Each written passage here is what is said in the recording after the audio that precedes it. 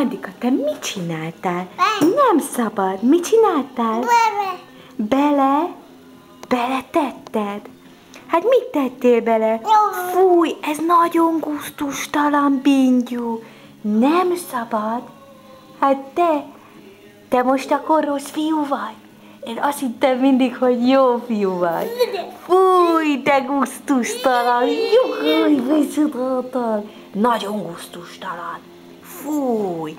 Bangyi, azt ne idd meg, figyelj. Az tényleg nagyon fúj. Mit tettél bele? Túrorudit meg pogácsát bele a vízbe? És akkor rég ezt fel is lefegyeled? Fúj.